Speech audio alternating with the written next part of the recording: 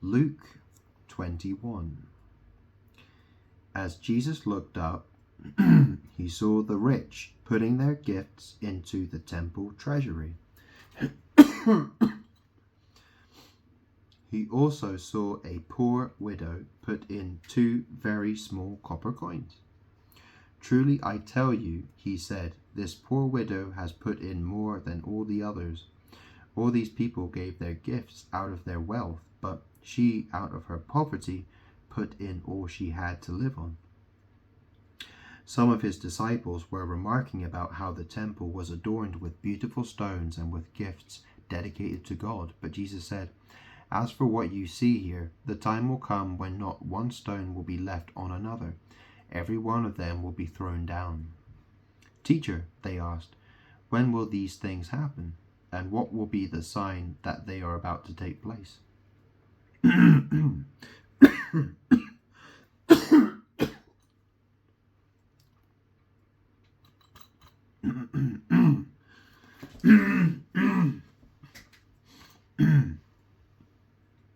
He replied, watch out that you are not deceived, for many will come in my name, claiming, I am he, and the time is near. Do not follow them. When you hear of wars and uprisings, do not be frightened. These things must happen first, but the end will not come right away. Then he said to them, nation will rise against nation, and kingdom against kingdom.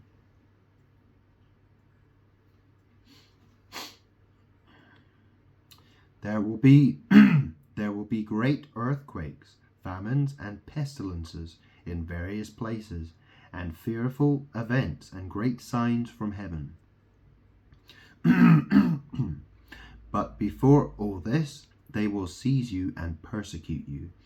They will hand you over to synagogues and put you in prison, and you will be brought before kings and governors, and all on account of my name.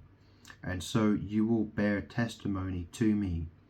But make up your mind not to worry beforehand how you will defend yourselves. For I will give you words and wisdom that none of your adversaries will be able to resist or contradict. You will be betrayed even by parents, brothers and sisters, relatives and friends, and they will put some of you to death. Everyone will hate you because of me, but not a hair of your head will perish. Stand firm and you will win life. When you see Jerusalem being surrounded by armies, you will know that its desolation is near. Then let those who are in Judea flee to the mountains. Let those in the city get out, and let those in the country not enter the city. For this is the time of punishment, in fulfillment of all that has been written. How dreadful it will be in those days for pregnant women and nursing mothers. There will be great distress in the land and wrath against this people. They will fall by the sword and will be taken as prisoners to all the nations. Jerusalem will be trampled on by the Gentiles until the times of the Gentiles are fulfilled.